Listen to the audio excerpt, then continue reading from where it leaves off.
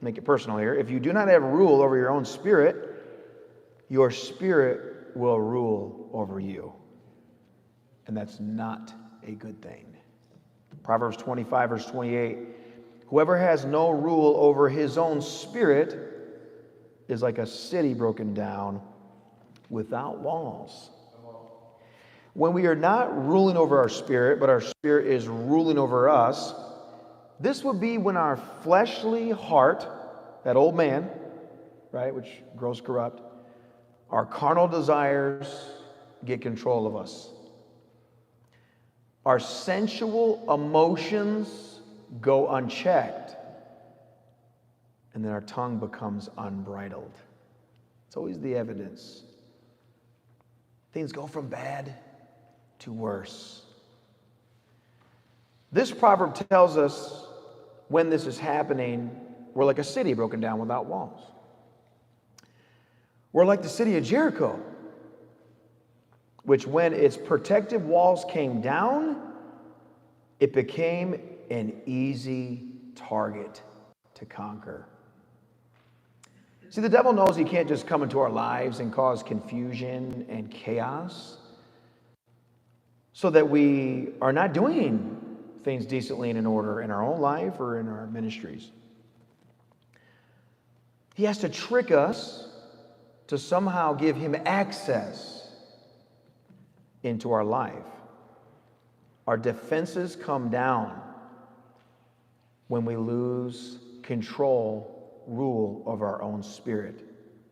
This is when the devil gets access into our life. We're a city broken down without walls. How important this message is, this word is. 1 Corinthians 3, verse 16, 17. Do you not know that you are the temple of the living God? As I mentioned a minute ago, we're the dwelling place of God. And that God's Spirit dwells in you. If anyone defiles the temple of God, God will destroy that man. For the temple of God is holy, whose temple you are. This is where it gets scary. You know, God's now is taking credit for destroying a person who gives a foothold to the devil. I want to read you a scripture about an account of where this happened.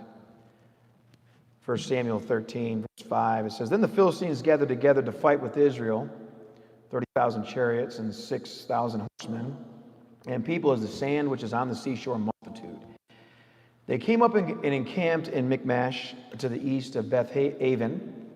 When the men of Israel saw that they were in danger, for the people were distressed, kind of similar to how David was, then the people hid in caves and thickets and rocks and holes and in pits. And some of the Hebrews crossed over the Jordan to the land of Gad and Gilead. As for Saul, he was still in Gilgal, and all the people followed him trembling. Then he waited 7 days according to the time set by Samuel, but Samuel did not come to Gilgal, and the people were scattered from him. So Saul said, Bring a burnt offering and peace offerings here to me. And he offered the burnt offering.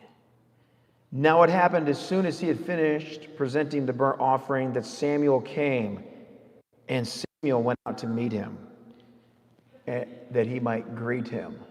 And Samuel said, What have you done? I'll tell you what Saul did. He lost rule over his own spirit. The devil got in. And now he was on the path to losing rulership over Israel.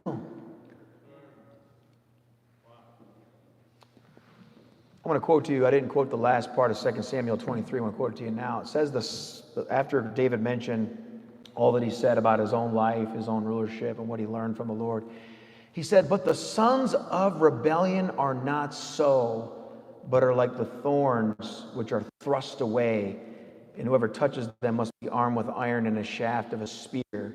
Therefore they shall be utterly burned in their place.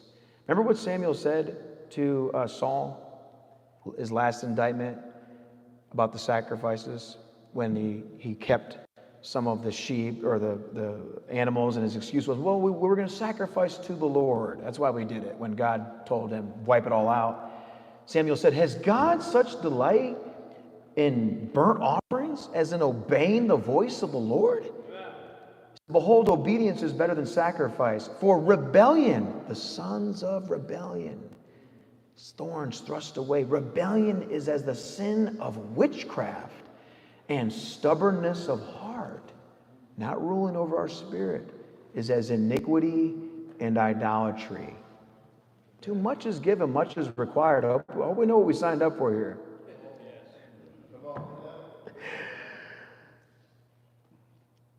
God found for himself another man, a better man, David, a man who would rule over his own spirit and rule in Saul's place. Man, wouldn't that be scary for us? You know, that's one of my ways I fear the Lord. After I would come so far with the Lord, do mighty exploits for the Lord, and then fall and someone else take my place. God, show me how expendable I really am. Behold, how good and how pleasant it is for brothers to dwell together. Behold, how good and how pleasant it is for brothers to dwell together in unity, to dwell in unity. La la la la la la la la la la. To dwell in unity, la la la la la la la la la la.